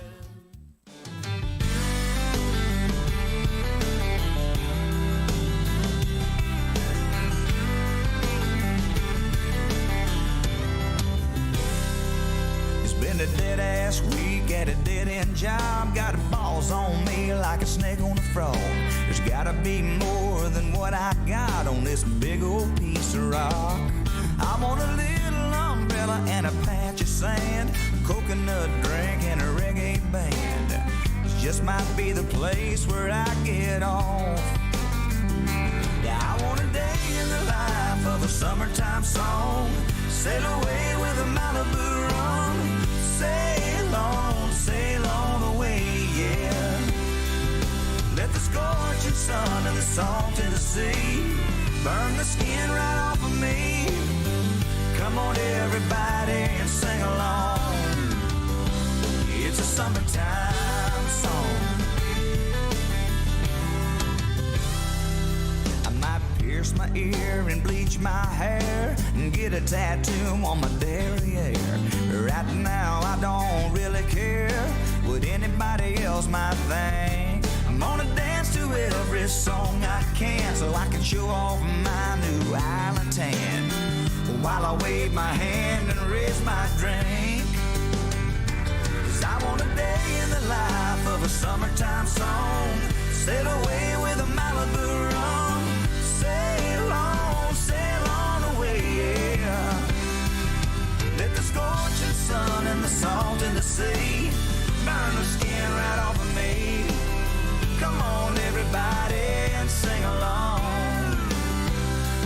summertime song.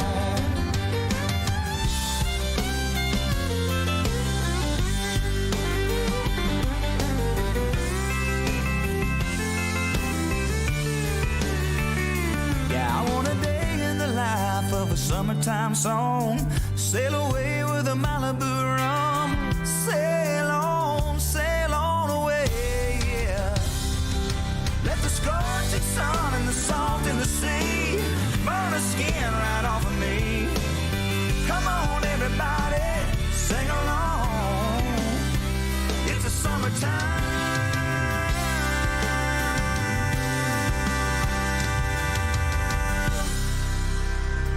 song.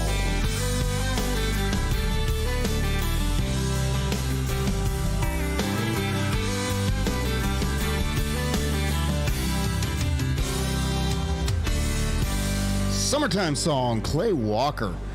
That's a pretty cool tune. Back from 2010, he recorded that. So, yeah. Okay, so moving on to the rest of CMA Fest. We did catch a show of an upcoming artist. I can't really say because I guess he's now a signed artist, but he has a really cool story because I didn't realize there is a new movement going on in Nashville right now, and this guy is supposedly kind of leading the charge of the new movement, which is the Latino country movement. Listen. So on TikTok, I know I talk about TikTok. I lost our TikTok. I can't get back into it. But anyway. No. Yeah, I know. I got to figure it out. So anyway, there's it's a young married couple. Yes. That has Alex and Kate, I believe it is. Is it? Sounds familiar. I don't remember. But yeah, they are phenomenal. They'll do a country song in English, and then they'll do a version in Spanish. And it's amazing. Cool. Their harmony is amazing. I have seen them on TikTok. Yeah. Yeah. And well, the guy that Okay, so who did you see? His name is Frank Ray. Frank Ray. Yeah, and his cool story, he's a former police officer. Really? Yeah, and I'm not sure exactly where, but his bio says he's a former police officer. He is a bilingual recording artist, and it said he's opening the doors for a modern Latino country movement, and he's described as a contemporary country with a pop soul hooks and a dash of southwestern spice. Wow. And that's how Rolling Stone gave him that review. Wow. So I thought that was pretty cool. We got to see him on stage, and he puts on a show. Yeah? He puts on quite the show. That's awesome. I think I saw the pictures of him, and I was trying to figure out who he was when I was going through the video that y'all took. If you've heard the song, and I think I've heard the song on the radio, Country Looks Good on You. Yeah, Country Look Good on You. Yeah, that's Frank Ray. Okay. Yeah. That's awesome. That is super cool. So I'd never heard of him, and we caught bits of his show. We walked in, and immediately it got my attention. And I stood there and I watched him do several songs because he's a great recording artist, and I think he's going to be making waves. Has, I think, a very interesting and unique voice, in my opinion. Was he on, what was the show that we watched? Had Shania Twain as a judge, and Travis Tritt was a judge. It only lasted like a year. Jake Owen was a judge. Yeah, I can't remember the name of the show. I feel like he might have been on that show. Was that like a revamped version of Nashville Star or something? Yeah, like that? yeah. But I feel like he might have been. Yeah, I can't remember, but I guess I'm looking here at his Wikipedia. His Wikipedia. His Wikipedia. He has a Wikipedia page. Well, if it's on the internet, it has to be true. That's right. But I guess he had his first performance on the Grand Ole Opry. The Grand Ole Opry. I always say it wrong. In January of 2022. Oh, wow. Said he was a police officer in La Cruces, New Mexico. Okay. So he was raised in New Mexico. He's in Nashville now after he retired from the police force. Oh, so he's a little older then. Yeah, it says I tell you what, he not as old as you would think if he's a retired police officer, but it says he is 35. Okay. So he must okay. have started out out of school yeah. doing police Yeah. work and retired after 20-something years. Yeah. So how about I want to play a song. When I walked in, the song that I heard him play that kind of caught my attention, and I'm like, I kind of like that. It's his song called Tequila Mockingbird.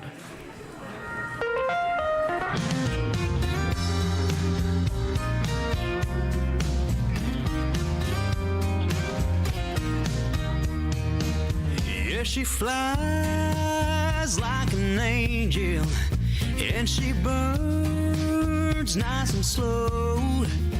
Yeah, her lips get me buzzing, especially when she's sipping on Patron. She's a lime in the Corona, checkered flag in Daytona, cut off 501s and tie-dye t-shirt. Pawn shop record, Sergeant Pepper, she's a salt to the earth. She's my tequila mockingbird. Oh, yes, she is.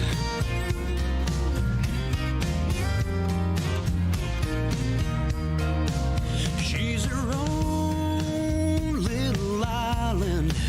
She's a sky, blue and red. When she tells me she loves me, it goes straight into my heart, into my head.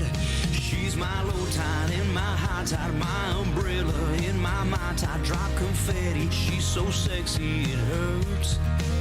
If she's a book, I'm getting hooked with every page that I turn. She's my tequila mockingbird. That's right.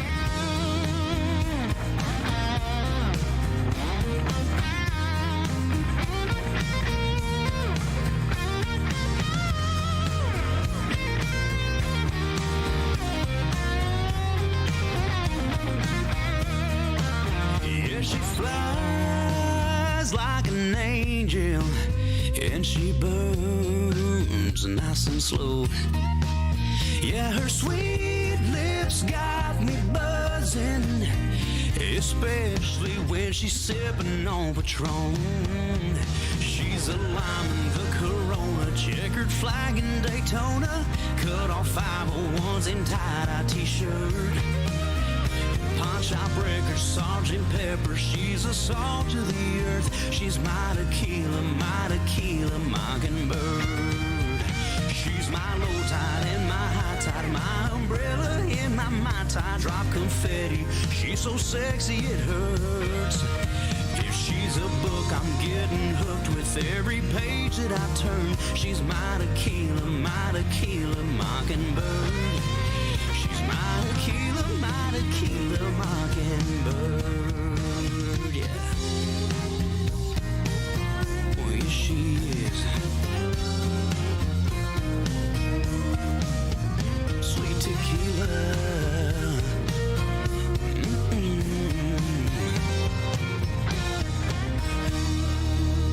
Frank Ray, Tequila Mockingbird. I really like that. It reminds me. It's smooth. I heard a little bit of like Eric Church in there a little bit, and a couple, but it was just smooth. This reminded me of like late 70s, early 80s, Oh, yeah? kind of soft rock / country, like when they accused country of going pop.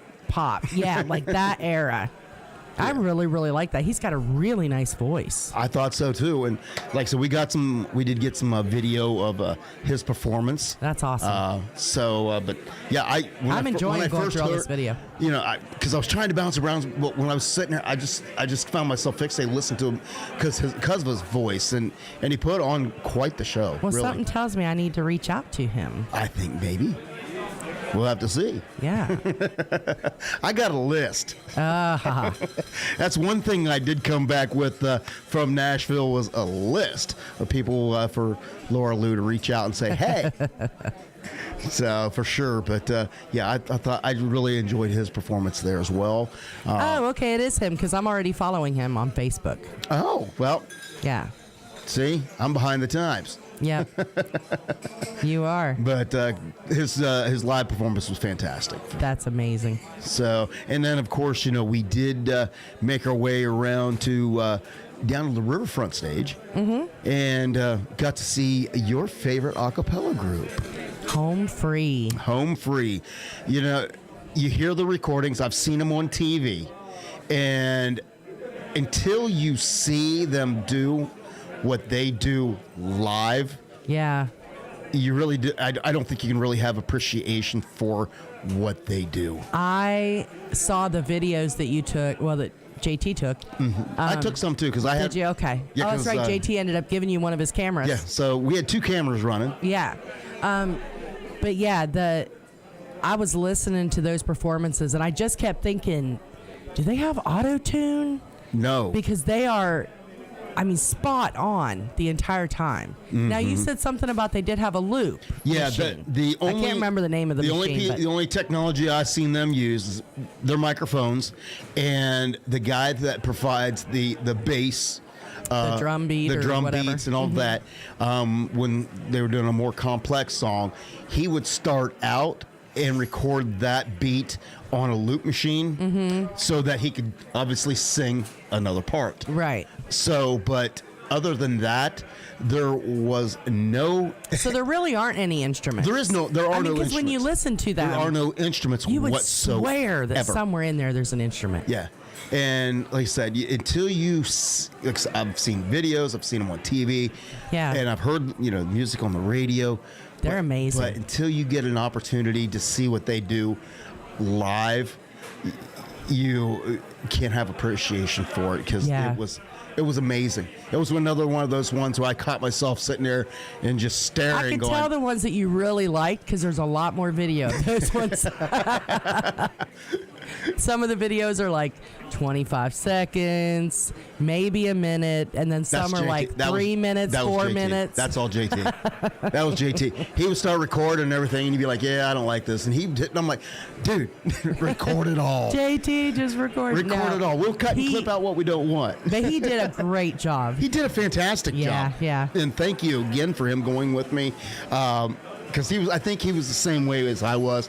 I think we were both a little overwhelmed as to like, oh my God. So, but now we know if we can manage to do this again, we go in with a game. We'll have a plan. We'll go in with more of a game plan. Yeah. Because we know what to expect. And exactly. Yeah. First and foremost, we will stay in Nashville. Maybe we can hit up Beth and Dave. Maybe. You want some roommates for a week? And come up with a game plan so that you can do a little bit every day. Right. Unfortunately, you were cramming it into like a day and a half. Yeah. Unfortunately, with our work schedules and the family that had came in from out of town, we really tried to cram a lot into a very short period of time. Yeah. And it was just a complete whirlwind. And they the emails, we actually started getting emails from managers, I think the same day that we got notice. But unfortunately, we got the passes, and we got our notice a week before the event. Yeah, I mean, I had filled out the application, I don't know, a couple months ago, and then the head of media relations, Krista, emailed me to clarify a couple things on the application, and then she said, you'll be hearing something in the next few days, and if you get the email, we'll need your listing of names and everything. It's going to be a fast turnaround. So I said, okay. So I was prepared. Then a week went by and we didn't hear anything, and then another week went by and we didn't hear anything, and I was like, okay, so we didn't get it. And then all of a sudden, about 9:30 in the morning, we got an email to our Tropical Country email, and it said, congratulations, you've been accepted, blah, blah, blah. And we need your list of personnel, because we were only allowed, we were granted 2 spots. 2 spots. So 2 spots we were granted, and this is at 9:30 in the morning. And she said, we need your names and all of your information by noon. And we said, okay. So I'm on the phone calling JT because I already knew I couldn't go. So thankfully JT stepped up at the last minute because they were going to be down here anyway. He brought his good cameras and took care of us. But yeah, when she said fast turnaround, she was not lying. I mean, it was like 3 hours, less than 3 hours we had to turn in everything and gear up. And then, you know, they didn't really say anything else. And so, I don't know, like 2 days before the event, someone else in the media department emailed and said, okay, well, starting on like Tuesday, they said your passes aren't ready yet. Your credentials aren't ready yet. They were supposed to be ready by Tuesday. And then Wednesday got another email saying, sorry for the delay. Credentials aren't ready for pickup yet. Thursday, same thing. I think Thursday evening we got an email saying credentials were ready for pickup. And it was off and running. I mean, it was just crazy how... And I finally emailed the one back with the credentials, and I said, we've not done this before. So is there any... Because when I had talked with them previously, they were like, you'll get all this information, your itinerary, all of this stuff will be coming in an email. So I said, you know, we haven't received that yet. Who do I need to speak with to get this information? And she said, oh, it's on a link online. Here's your link. I'm like, okay. So open up the link and just pages and pages and pages of guidelines and rules and regulations and where to go and where not to go. And so, yeah, we spent, I think, Friday night, we finally got all the information, and we spent that time going through everything and trying to figure out. And poor JT, he's a planner, and he wanted to know what was going on. We're like, we don't know. I look like a tourist because I actually had that packet, and while I'm standing there and I'm reading through the packet going, okay, am I allowed to do this? Well, at one point you said, JT, and you were up outside one of the places, and all these people were just standing there, and you just kind of walked through, and JT's are we allowed to do this? And I'm like, I don't know. I don't know. Nobody's stopping us. So security waved you on, wave and smile. Pretend you're supposed to be here. But That's right. You guys did a great job, and I know all I could think after. And I knew how crazy it was going to be because it's like Jamboree in the Hills, but it's over like times 100. entire Times 100. city of Nashville. Yes. So I knew how crazy it was going to be, but you guys, I mean, you held your own. You did a good job, and all I could think looking at those videos is, man, I got to lose weight by next July. That's by next year. Well, I guess June. By next June, I got to lose some weight and get some good shoes because I am never going to make it.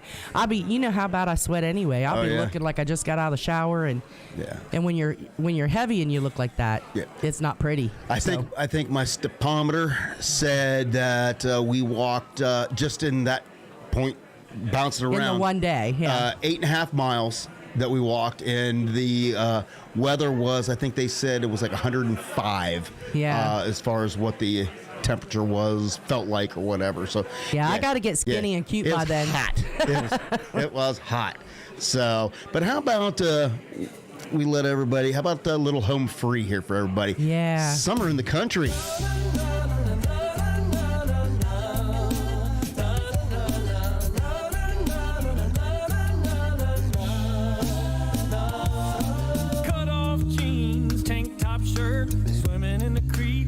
In the dirt, buzzing all day, looking for a taste of honey. Berries on the tree, maters on the vine, shucking that corn and making that shine. Tell you right now, there's no better place, no better time than summer in the country. Sipping sweet tea, soaking up the breeze, the birds and bees, and the creaking of an old screen door.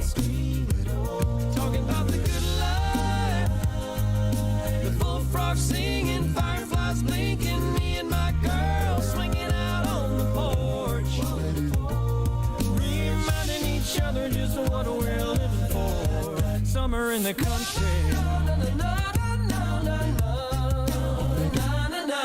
Knowing where to go when the sun goes down, baiting the line,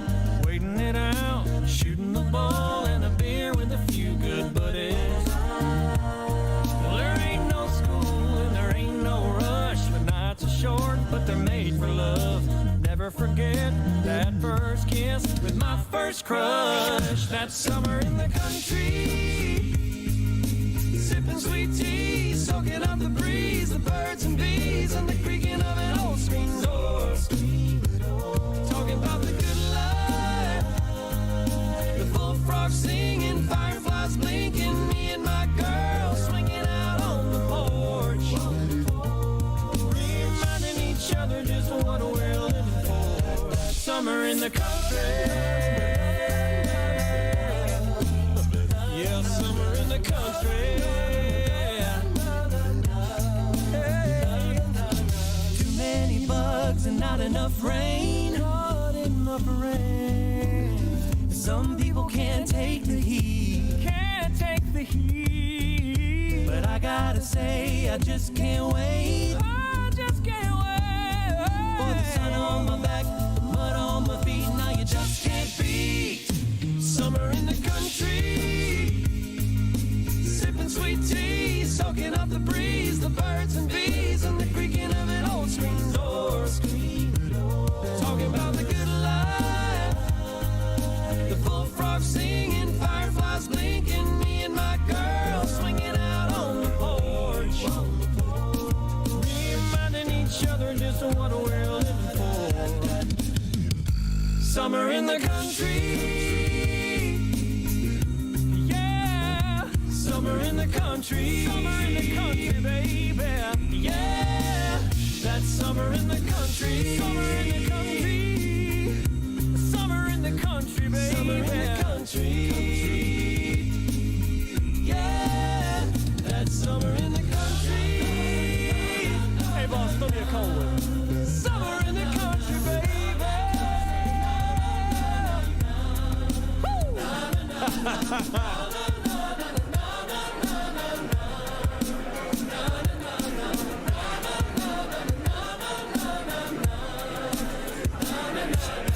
Home free.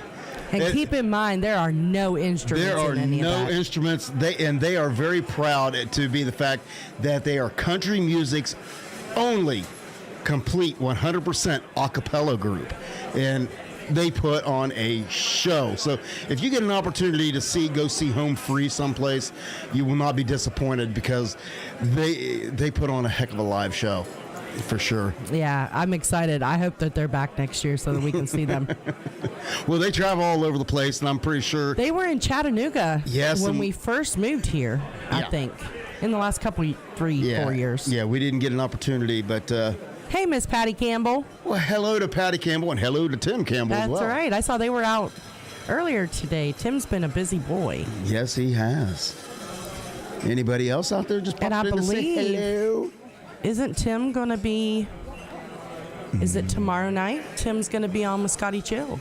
Oh, he is. I think it's tomorrow night, yeah. All right. Maybe Patty will confirm that for us. Yeah. I thought again, I have my phone, but I don't look at my phone during the show, so I know. It's okay. very, very rarely. If you see me look at my phone, it's because I've screenshotted something for information. Right. So it's just right there, so I can read it because, brain's about half gone. The tongue, I mispronounce stuff all the time. It's okay. We'll forgive you. I get a little tongue tied. And you're not even drinking. Well, you're drinking. You're not even drunk. I'm drinking cheer wine. Oh. The official soda of the Carolinas. And yes, it is tomorrow night that Mr. Tim Campbell is going to be on Scotty Chill's show. Well, how about let me get it over here. And Let's do some promo. Well, right. I just got to find it. All right. Well, coming up on Tiki Man Radio tomorrow night, it is Island Vibes with Scotty Chill, the 7 to 9 p.m. and Tim Campbell is going to be his guest on there. And, of course, Scotty Chill always has a fantastic mix of music, something for everybody. And then, of course, Friday, we start the weekend off early here at Tiki Man Radio with the Friday Kickoff with Jen Shen. That is Fridays from 11 to 2 on Tiki Man Radio, TikiManRadio.com. And then Saturdays, it is Jukebox Saturday morning, complete with all those retro TV commercials and radio spots that you remember when you was a kid. And as the Tiki Man says, it all starts when you get up, Buttercup. And, of course, Sunday mornings, 10 a.m., it's the big show, Sunday mornings with the Tiki Man, right here on Tiki Man Radio, TikiManRadio.com, and also the Tiki Man Radio YouTube channel, courtesy of the Island J webcam. And then on Sunday evenings, 6 to 8 p.m., it is Rick the Stick's Hometown Licks. That it also airs on the radio on TikiManRadio.com and on the free Tiki Man Radio app. If you haven't got that app yet, it has been updated with all kinds of cool features, as well as any Bluetooth issues that was with the old app. Those are gone, so you can connect that to your earbuds, to your car, whatever you need to. You can do that, as well as, hey, you can go in there and still make your shout-outs. We'd love for you to do some shout-outs for our show, and I'm sure everybody here at Tiki Man Radio would love somebody to go in there and do some shout-outs for their shows as well. So, hey, why don't you do that? So Patty and Tim. Patty says Tim is calling in at 7 tomorrow night. All right, so 7 o'clock Eastern Island time on Tiki Man Radio on Island Vibes. That's right. And so Maureen and Patty and JT and Giraffe and Rick the Stick, all these folks, Beth Travers, everybody tuning in tonight. Nicole Hall, we would love for y'all to do a shout out for us so that we can play it on the radio. Absolutely. And being Tim Campbell is out there listening. And even if you're not on the YouTube, but you're just out there in Radio Land. Yes. The more the merrier. Download the free Tiki Man Radio app and go over there to that shout out. And also cool features, you can set an alarm so you never miss your favorite Tiki Man Radio show. That's right. Yeah. And then, of course, coming up around next Wednesdays 12 to 2 p.m., it is the Key West Connection, the Barefoot Broker, Tyler Sheff. I guess he was playing some pretty cool tunes. I think I heard some 90s tunes earlier. Oh. So they were all having fun with Tyler earlier today. And then, of course, Wednesday nights, 7 to 9 p.m., we'll be back here with you. Do we have a guest or anything next week? And you know what's coming up? You know what I forgot? You forgot. I forgot Really? the black book. She forgot her black book. I did. Wait, though. Wait. Hold on. Wait for it. Let me find my calendar. Hold on. Because I What put am it- I going to do with you? Okay. I know. No, but I think no guests next week, if I remember right. But the week after that, we have Katrina. Yes. She's going to be calling in, doing a video interview with us. Katrina Burgoyne? Yes. I cannot pronounce the Is name. it Burgoyne or Burgoyne? I will verify because I have been butchering names lately, and I'm not going to do it anymore. Katrina, she was on the Sunday show with the Tiki Man, and Tiki Man nailed it like right off the bat. Yes. I don't know how I did it, but my northern. Because he talked to Brian Burns, who probably said it to him. I don't know, but I will get it right eventually. Yeah. So sometimes I'm a slow learner. it'll be okay. It'll be all right. But yeah, and then in July, I know on the 13th of July, so the Wednesday after the summer party, we have Ken Macy. Ken Macy, who has been making his rounds, doing a lot of shows up in the Northeast, and then is coming down to Nashville for a lot of different shows down in the Nashville ways too. So, well, you definitely want to stay tuned because, like I said, I have a list for Laura Lou to fill up, and obviously we've gotten a lot of positive comments and love from you guys about doing our artist spotlights, and we want to do more and more and more for them because not only do you enjoy them, we really enjoy having the artists in here, spending Absolutely. time getting to know them and their music. So and their stories. And just their stories. So definitely stay tuned because there may be more added that we don't even know about there's yet. more coming. There's more coming. We'll see. Who knows? Maybe we'll have Junior Brown. Let's hope. Fingers crossed, because if I can get Junior Brown, Danny has said he will bow at my feet on video and post it on YouTube. Yeah. I think she can keep dreaming, but Hey, Scotty Chill. we'll try that. But Scotty Chill just said hello. He is a little bit late. hey, Chill. So nice to see you.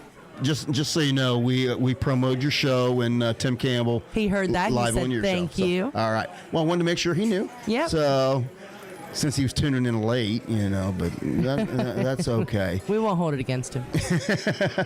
Well, we want to thank our sponsors because Yes. without our sponsors, we couldn't do what we do, and that's have fun and hang they out. are the best. And hang out with you every week. So, JBL Legends Travel. JBL Legends Travel is the official travel agency of Tiki Man Radio and the sponsor for the second annual Tiki Man Radio Escape to Paradise.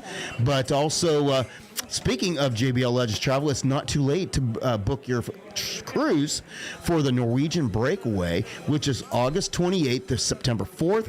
A portion of the proceeds will be donated to the Tunnels for Towers Foundation, which is near and dear to Joe's heart. It's the Fall in Love with the Northeast cruise. The ports of call are departing New York City, going to Newport, Rhode Island, Portland, Maine, Bar Harbor, Maine, St. John Bay, Fundy, New Brunswick, Halifax, Nova Scotia, and back to New York City. 7 days, 6 ports, one amazing vacation. For more information, give JBL Legends Travel a call at 732-831-5200. And of course, Goaltending Services. Goaltending Services, the premier charter service down in Key West.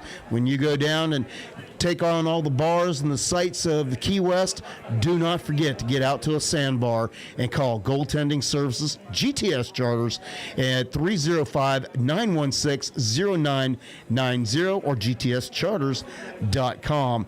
And again, we cannot thank our sponsors enough. And thank you to MFG Records for sponsoring our live cam here every week. They're the ones to blame because you have to stare at our faces for 2 hours every week. So, but we truly do love Dave and Beth and everything that they have done for us for a year and a half now. Yes.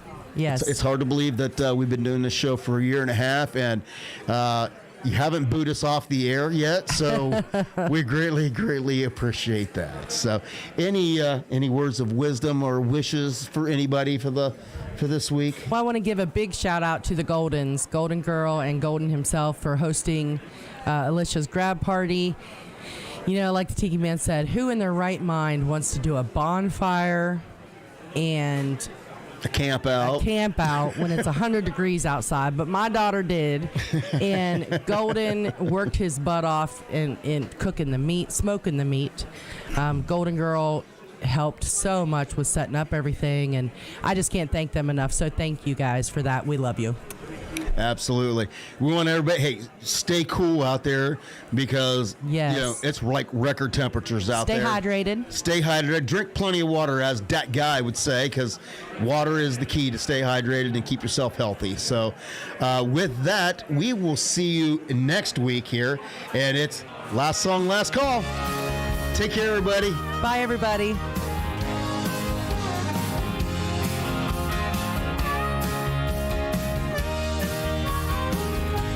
I know it's been a lot of fun, but the set list is all done. The night was very loud and you've been a good crowd, but you know it's time to run. You've all been very kind, thank you for your time.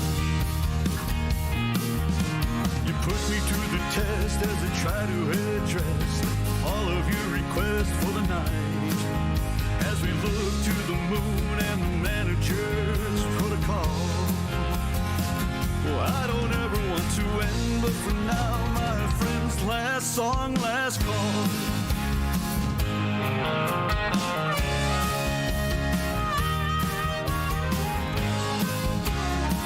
A spirit with his clientele,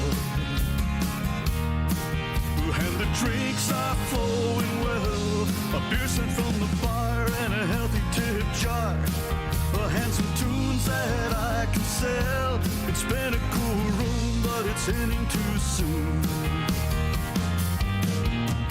And they remembered to tip the bartender as they surrendered to the tab. And they lip-synced to the lyrics that they used to recall. Anytime I gotta say those words, oh no, last song, last call.